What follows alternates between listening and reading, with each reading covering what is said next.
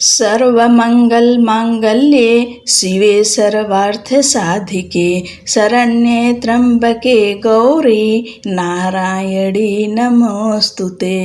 प्रिय भक्तजन, आप सभी को आषाढ़ गुप्त नवरात्रि की शुभकामनाएं।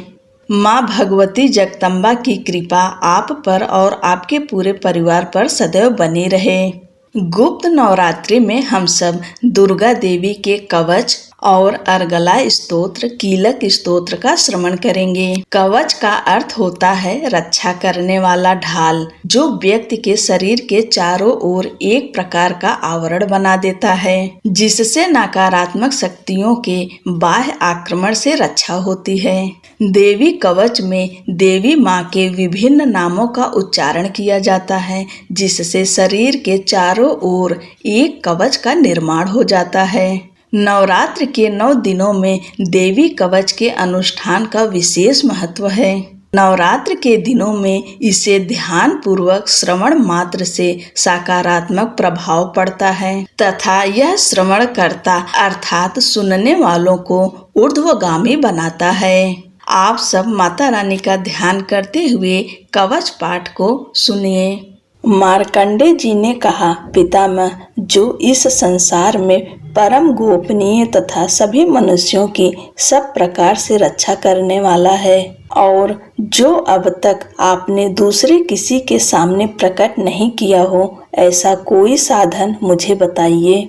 ब्रह्मा जी बोले, ब्रह्मन, ऐसा साधन तो एक देवी का कवच ही है, जो गोपनीय से भी परम गोपनीय, पवित्र तथा संपूर्ण प्राणियों का उद्धार करने वाला है। महामुने, उसे श्रवण करो। देवी की 9 मूर्तियां हैं, जिन्हें 9 दुर्गा कहते हैं। उनके पृथक पृथक नाम बतलाए जाते हैं। प्रथम नाम शैलपुत्री है, दूसरी मूर्ति का नाम ब्रह्मचारिणी है, तीसरा स्वरूप चंद्रघंटा के नाम से प्रसिद्ध है, चौथी मूर्ति को कुष्मांडा कहते हैं, पांचवी दुर्गा का नाम स्कंद माता है, देवी के छठे रूप को कात्यायनी कहते हैं, सातवां कालरात्रि और 8वां स्वरूप महागौरी के नाम से प्रसिद्ध है, 9वीं दुर्गा का नाम सिद्धिदात्री है। ये सब नाम सर्वज्ञ महात्मा वेद भगवान के द्वारा ही प्रतिपादित हुए हैं। जो मनुष्य अग्नि में जल रहा हो, रणभूमि में शत्रु से घिर गया हो, विषम संकट में फंस गया हो तथा इस प्रकार भय से आतुर होकर जो भगवती की शरण में प्राप्त हुए हों, उनका कभी अमंगल नहीं होता। युद्ध के समय में संकट में पड़ने पर भी उनके ऊपर कोई विपत्ति नहीं दिखाई देती। उन्हें शोक, दुख और भय की प्राप्ति नहीं होती। जिन्होंने भक्ति पूर्वक देवी का स्मरण किया है, उनका निश्चय ही अभ्युदय होता है। देवेश्वरी, जो तुम्हारा चिंतन करते हैं, उनकी तुम निसंदेह रक्षा करती हो। चामुंडा देवी प्रेत पर आरूढ़ होती हैं, वाराही भैंस पर सवारी करती हैं, ऐन्द्री का वाहन ऐरावती हाथी है, वैष्णो देवी गरुड़ पर ही आसन जमाती हैं, माहेश्वरी वृषभ पर आरूढ़ होती हैं, कौमारी का वाहन मयूर है, भगवान विष्णु की प्रियतमा लक्ष्मी देवी कमल के आसन पर विराजमान हैं और हाथों में कमल धारण किए हुए हैं। वृषभ पर आरूढ़ ईश्वरी देवी ने श्वेत रूप धारण कर रखा है। ब्राह्मी देवी हंस पर बैठी हुई हैं और सब प्रकार के आभूषणों से विभूषित हैं। इस प्रकार ये सभी माताएं सब प्रकार की योग शक्तियों से संपन्न हैं।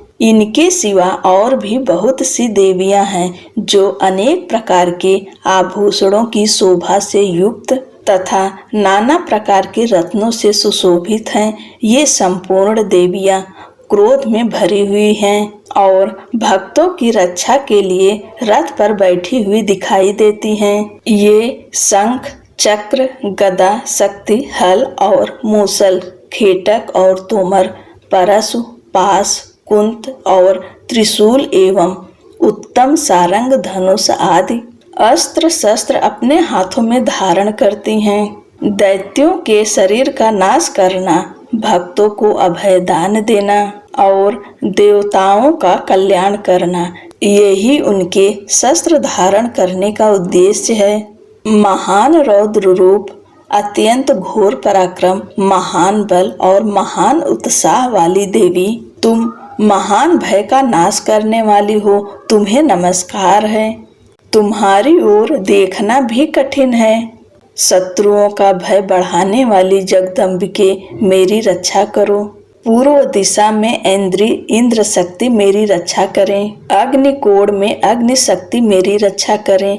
दक्षिण दिशा में वाराही तथा नैऋत्य कोण में खड्ग धारिणी मेरी रक्षा करें। पश्चिम दिशा में वारुणी और वायव्य कोण में मृग पर सवारी करने वाली देवी मेरी रक्षा करें। उत्तर दिशा में कौमारी और ईशान कोण में शूल धारिणी रक्षा करें।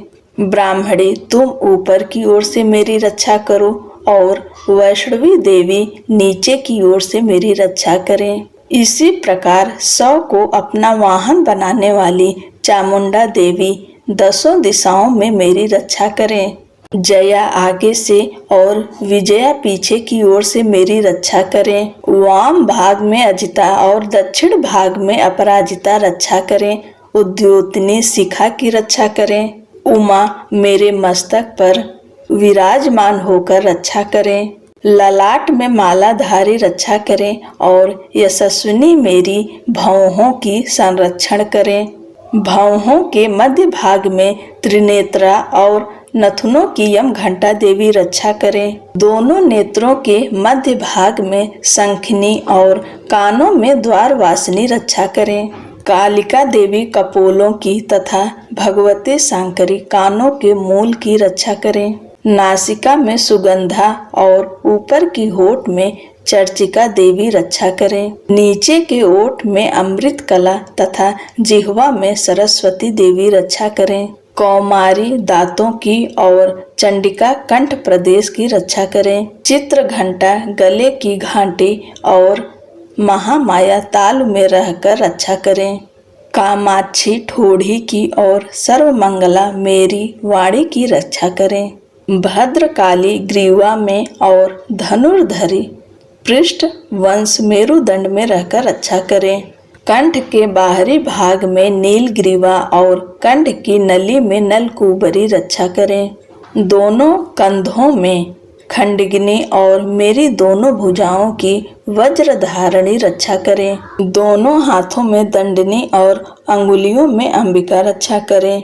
शूलेश्वरी नखों की रक्षा करें। कुलेश्वरी कुछ पेट में रहकर रक्षा करें। महादेवी दोनों स्तनों की और शोक विनाशिनी देवी मन की रक्षा करें। ललिता देवी हृदय में और शूल धारणी उदर में रहकर रक्षा करें। नाभि में कामिनी और गुहा भाग में गुहेश्वरी देवी रक्षा करें। पूतना और कामिका लिंग की और महिषवाहिनी गुदा की रक्षा करें। भगवती कटि भाग में और विंध्यवासिनी घुटनों की रक्षा करें। संपूर्ण कामनाओं को देने वाली महाबला देवी दोनों पिंडलियों की रक्षा करें। नरसिंही दोनों घुट्टियों की और तेजसी देवी दोनों चरणों के पृष्ठ भाग की रक्षा करें। श्री देवी पैरों की अंगुलियों में और तलवासिनी पैरों के तलुओं में रहकर रक्षा करें। अपनी दाढ़ों के कारण भयंकर दिखने वाली दंष्ट्रा कराली देवी नखों की और ऊर्ध्व केसनी देवी केसों की रक्षा करें। रोमावलियों के छिद्रों में कौबेरी और त्वचा की बागेश्वरी देवी रक्षा करें। पार्वती देवी रक्त, मज्जा, वसा, मांस, हड्डी और मेद की रक्षा करें। आंतों की कालरात्रि और पित्त की मुकुटेश्वरी देवी रक्षा करें। मूलाधार आदि कमल केशों में पद्यावती देवी और कफ में चूड़ामणि देवी स्थित होकर रक्षा करें। नख के तेज की ज्वालामुखी रक्षा करें। जिसका किसी भी अस्त्र से भेदन नहीं हो सकता, वह अभेद्य देवी शरीर की समस्त संधियों में रहकर रक्षा करें। ब्राह्मणी, आप मेरे वीर की रक्षा करें। छत्रेश्वरी छाया की तथा धर्म धारिणी देवी मेरे अहंकार, मन और बुद्धि की रक्षा करें। हाथ में वज्र धारण करने वाली वज्रहस्ता देवी मेरे प्राण, अपान, व्यान, उदान और समान वायु की रक्षा करें। कल्याण से शोभित होने वाली भगवती कल्याण शोभना मेरे प्राण की रक्षा करें। रस, रूप, गंध, शब्द और स्पर्श इन विषयों का अनुभव करते समय योगिनी देवी रक्षा करें तथा सत्व गुण, रजोगुण और तमोगुण की रक्षा सदा नारायणी देवी करें। वाराही आयु की रक्षा करें, वैष्णवी धर्म की रक्षा करें तथा चक्रिणी देवी यश, कीर्ति, लक्ष्मी, धन तथा विद्या की रक्षा करें। इंद्राणी आप मेरे गोत्र की रक्षा करें। चंडिके तुम मेरे पशुओं की रक्षा करो। महालक्ष्मी पुत्रों की रक्षा करें और भैरवी पत्नी की रक्षा करें। मेरे पथ की सुपथा तथा मार्ग की क्षेम करी देवी रक्षा करें। राजा के दरबार में महालक्ष्मी रक्षा करें तथा सब ओर व्याप्त रहने वाली विजय देवी संपूर्ण भयों से रक्षा करें। देवी जो स्थान कवच में नहीं कहा गया है अतएव रक्षा से रहित है, वह सब तुम्हारे द्वारा सुरक्षित हो, क्योंकि तुम विजयशालिनी और पापनाशिनी हो। यदि अपने शरीर का भला चाहे तो मनुष्य बिना कवच के कहीं एक पग भी ना जाए। कवच का पाठ करके ही यात्रा करे। कवच के द्वारा सब ओर से सुरक्षित मनुष्य जहाँ जहाँ भी जाता है वहाँ वहाँ उसे धन लाभ होता है तथा संपूर्ण कामनाओं की सिद्धि करने वाली विजय की प्राप्ति होती है। वह जिस जिस अभीष्ट वस्तु की चिंतन करता है उसको निश्चय ही प्राप्त कर लेता है। वह पुरुष इस पृथ्वी पर तुलना रहित महान ऐश्वर्य का भागी होता है। कवच से सुरक्षित मनुष्य निर्भय हो जाता है। युद्ध में उसकी पराजय नहीं होती तथा वह तीनों लोकों में पूजनीय होता है। देवी का यह कवच देवताओं के लिए भी दुर्लभ है। जो प्रतिदिन नियम पूर्वक तीनों संध्याओं के समय श्रद्धा के साथ इसका पाठ करता है उसे दैवी कला प्राप्त होती है तथा वह तीनों लोकों में कहीं भी पराजित नहीं होता। इतना ही नहीं, वह अमृत्यु से रहित हो 100 से भी अधिक वर्षों तक जीवित रहता है। मकरी, चेचक और कोढ़ आदि उनकी संपूर्ण व्याधियां नष्ट हो जाती है। कनेर, भांग, अफीम, धतूरे आदि स्थावर विष, सांप और बिच्छू आदि के काटने से चढ़ा हुआ जंगम विष तथा अहिफेन और तेल के संयोग आदि से बनने वाला कृत्रिम विष, ये सभी प्रकार के विष दूर हो जाते हैं, उनका कोई भी असर नहीं होता। इस पृथ्वी पर मारण, मोहन आदि जितने भी आभिचारिक प्रयोग होते हैं तथा इस प्रकार के जितने मंत्र यंत्र होते हैं वे सब इस कवच को हृदय में धारण कर लेने पर उस मनुष्य को देखते ही नष्ट हो जाते हैं। ये ही नहीं, पृथ्वी पर विचरने वाले ग्राम देवता, आकाशचारी देव विशेष, जल के संबंध से प्रकट होने वाले गण, उपदेश मात्र से सिद्ध होने वाले निम्न कोटि के देवता, अपने जन्म के साथ प्रकट होने वाले देवता, कुल देवता, माला, कंठमाला आदि, डाकिनी, शाकिनी, अंतरिक्ष में विचरने वाली भयानक डाकिनियां, ग्रह, भूत, पिशाच, यक्ष, गंधर्व, राक्षस, ब्रह्मा राक्षस, बेताल, कुष्मांड और भैरव आदि अनिष्टकारक देवता भी हृदय में कवच धारण किए रहने पर उस मनुष्य को देखते ही भाग जाते हैं। कवचधारी पुरुष को राजा से सम्मान वृद्धि प्राप्त होती है। यह कवच मनुष्य के तेज की वृद्धि करने वाला और उत्तम है। कवच का पाठ करने वाला पुरुष अपनी कीर्ति से विभूषित भूतल पर अपने सुयश के साथ साथ वृद्धि को प्राप्त होता है। जो पहले कवच का पाठ करके उसके बाद सप्तशती चंडी का पाठ करता है, उसकी जब तक वन, पर्वत और काननों, जंगलों सहित यह पृथ्वी टिकी रहती है, तब तक यहाँ पुत्र, पौत्र आदि संतान परंपरा बनी रहती है। फिर देह का अंत होने पर वह पुरुष भगवती महामाया के प्रसाद से उस नित्य परम पद को प्राप्त होता है जो देवताओं के लिए भी दुर्लभ है। वह सुंदर दिव्य रूप धारण करता और कल्याणमय शिव के आनंद का भागी होता है। इति श्री देवी कवच संपूर्ण। अर्गला स्तोत्र। ओम चंडिका देवी को नमस्कार है। मार्कंडे जी कहते हैं, जयंती मंगला काली भद्र काली कपालिनी दुर्गा क्षमा शिवा धात्री स्वाहा और स्वधा, इन नामों से प्रसिद्ध जगदम्बिके तुम्हें मेरा नमस्कार है। देवी चामुंडे तुम्हारी जय हो। संपूर्ण प्राणियों की पीड़ा हरने वाली देवी तुम्हारी जय हो। सब में व्याप्त रहने वाली देवी तुम्हारी जय हो। कालरात्रि तुम्हें नमस्कार है। मधु और कैटभ को मारने वाली तथा ब्रह्मा जी को वरदान देने वाली देवी तुम्हें नमस्कार है। तुम मुझे रूप दो, जय दो, यश दो और काम क्रोध आदि शत्रुओं का नाश करो। महिषासुर का नाश करने वाली तथा भक्तों को सुख देने वाली देवी तुम्हें नमस्कार है। तुम रूप दो, जय दो, यश दो और काम क्रोध आदि शत्रुओं का नाश करो। महिषासुर का नाश करने वाली तथा भक्तों को सुख देने वाली देवी तुम्हें नमस्कार है। तुम रूप दो, जय दो, यश दो और काम क्रोध आदि शत्रुओं का नाश करो। रक्त बीज का वध और चंड मुंड का विनाश करने वाली देवी तुम रूप दो, जय दो, यश दो और काम क्रोध आदि शत्रुओं का नाश करो। शुंभ और निशुंभ तथा धूम्र लोचन का मर्दन करने वाली देवी तुम रूप दो, जय दो, यश दो और काम क्रोध आदि शत्रुओं का नाश करो। सबके द्वारा वंदित युगल चरणों वाली तथा संपूर्ण सौभाग्य प्रदान करने वाली देवी तुम रूप दो, जय दो, यश दो और काम क्रोध आदि शत्रुओं का नाश करो। देवी तुम्हारे रूप और चरित्र अचिंत्य है। तुम समस्त शत्रुओं का नाश करने वाली हो। तुम रूप दो, जय दो, यश दो और काम क्रोध आदि शत्रुओं का नाश करो।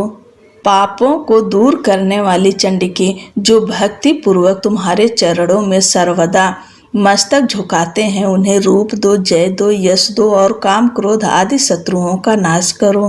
रोगों का नाश करने वाली चंडिके जो भक्ति पूर्वक तुम्हारी स्तुति करते हैं, उन्हें रूप दो, जय दो, यश दो और काम क्रोध आदि शत्रुओं का नाश करो। चंडिके इस संसार में जो भक्ति पूर्वक तुम्हारी पूजा करते हैं, उन्हें रूप दो, जय दो, यश दो और काम क्रोध आदि शत्रुओं का नाश करो। मुझे सौभाग्य और आरोग्य दो, परम सुख दो, रूप दो, जय दो, यश दो और काम क्रोध आदि शत्रुओं का नाश करो। जो मुझसे द्वेष करते हो उनका नाश और मेरे बल की वृद्धि करो। रूप दो, जय दो, यश दो और काम क्रोध आदि शत्रुओं का नाश करो। देवी मेरा कल्याण करो, मुझे उत्तम संपत्ति प्रदान करो। रूप दो, जय दो, यश दो और काम क्रोध आदि शत्रुओं का नाश करो। अंबिके देवता और असुर दोनों ही अपने माथे के मुकुट की मड़ियों को तुम्हारे चरणों पर घिसते हैं। तुम रूप दो, जय दो, यश दो और काम क्रोध आदि शत्रुओं का नाश करो। तुम अपने भक्त जन को विद्वान, यशस्वी और लक्ष्मीवान बनाओ तथा रूप दो, जय दो, यश दो और काम क्रोध आदि शत्रुओं का नाश करो। प्रचंड दैत्यों के दर्प का दलन करने वाली चंडिके मुझ शरणागत को रूप दो, जय दो, यश दो और काम क्रोध आदि शत्रुओं का नाश करो। चतुर्भुज ब्रह्मा जी के द्वारा प्रशंसित चार भुजा धारणी परमेश्वरी तुम रूप दो, जय दो, यश दो और काम क्रोध आदि शत्रुओं का नाश करो। देवी अंबिके भगवान विष्णु नित्य निरंतर भक्ति पूर्वक तुम्हारी स्तुति करते रहते हैं। तुम रूप दो, जय दो, यश दो और काम क्रोध आदि शत्रुओं का नाश करो। हिमालय कन्या पार्वती के पति महादेव जी के द्वारा होने वाली परमेश्वरी तुम रूप दो, जय दो, यश दो और काम क्रोध आदि शत्रुओं का नाश करो। सची पति इंद्र के द्वारा सद्भाव से पूजित होने वाली परमेश्वरी तुम रूप दो, जय दो, यश दो और काम क्रोध आदि शत्रुओं का नाश करो। प्रचंड भुज दंडों वाले दैत्यों का घमंड चूर करने वाली देवी तुम रूप दो, जय दो, यश दो और काम क्रोध आदि शत्रुओं का नाश करो। देवी अंबिके, तुम अपने भक्त जनों को सदा असीम आनंद प्रदान करती हो। मुझे रूप दो, जय दो, यश दो और काम क्रोध आदि शत्रुओं का नाश करो। मन की इच्छा के अनुसार चलने वाली मनोहर पत्नी प्रदान करो, जो दुर्गम संसार से तारने वाली तथा उत्तम कुल में जन्मी हो। जो मनुष्य इस स्तोत्र का पाठ करके सप्तसती रूपी महास्तोत्र का पाठ करता है, वह सप्तसती की जप संख्या से मिलने वाले श्रेष्ठ फल को प्राप्त होता है, साथ ही प्रचुर संपत्ति भी प्राप्त कर लेता है। इति देवी अर्गला स्तोत्रम संपूर्णम। कीलक स्तोत्र। ओम नमः चंडिकाय। मार्कंडे जी कहते हैं, विशुद्ध ज्ञान ही जिनका शरीर है, तीनों वेद ही जिनके तीन नेत्र हैं, जो कल्याण प्राप्ति के हेतु हैं तथा अपने मस्तक पर अर्धचंद्र धारण करते हैं, उन भगवान शिव को नमस्कार है। अर्थात मंत्रों की सिद्धि में विघ्न उपस्थित करने वाले साप रूपी कीलक का निवारण करने वाला है। उस सप्तसती स्तोत्र को संपूर्ण रूप से जानना चाहिए और जानकर उसकी उपासना करनी चाहिए। उसके भी उच्चाटन आदि कर्म सिद्ध होते हैं, उसे भी समस्त दुर्लभ वस्तुओं की प्राप्ति होती है। तथापि जो अन्य मंत्रों का जप न करके केवल इस सप्तसती नामक स्तोत्र से ही देवी की स्तुति करते हैं, उन्हें स्तुति मात्र से ही सच्चिदानंद स्वरूपिणी देवी सिद्ध हो जाती हैं। उन्हें अपने कार्य की सिद्धि के लिए मंत्र, औषधि तथा अन्य किसी साधन के उपयोग की आवश्यकता नहीं रहती। बिना जप के उनके उच्चाटन आदि समस्त अभिचारिक कर्म सिद्ध हो जाते हैं। इतना ही नहीं, उनकी संपूर्ण अभीष्ट वस्तुएं भी सिद्ध होती हैं। लोगों के मन में यह शंका थी कि जब केवल सप्तसती की उपासना से भी सामान्य रूप से अथवा सप्तसती को छोड़कर अन्य मंत्रों की उपासना से भी सामान्य रूप से सब कार्य सिद्ध होते हैं, अब इनमें श्रेष्ठ कौन सा साधन है? लोगों की इस शंका को सामने रखकर भगवान शंकर ने अपने पास आए हुए जिज्ञासुओं को समझाया कि यह सप्तसती नामक संपूर्ण स्तोत्र ही सर्वश्रेष्ठ एवं कल्याणमय है। तदंतर भगवती चंडिका के सप्तसती नामक स्तोत्र को महादेव जी ने गुप्त कर दिया।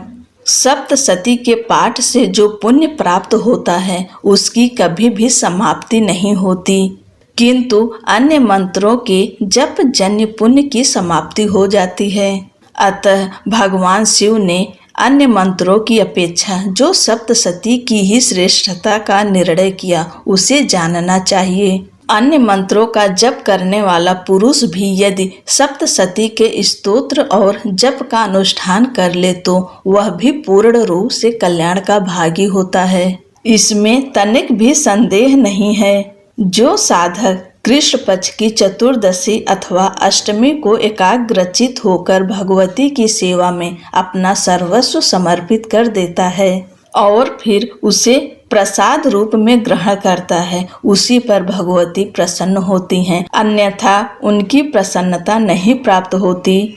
इस प्रकार सिद्धि के प्रतिबंधक रूप कील के महादेव जी ने इस स्तोत्र को कीलित कर रखा है। जो पूर्वोक्त रीति से निष्कीलन करके इस सप्तसती स्तोत्र का प्रतिदिन स्पष्ट उच्चारण पूर्वक पाठ करता है, वह मनुष्य सिद्ध हो जाता है, वही देवी का पार्षद होता है और वही गंधर्व भी होता है।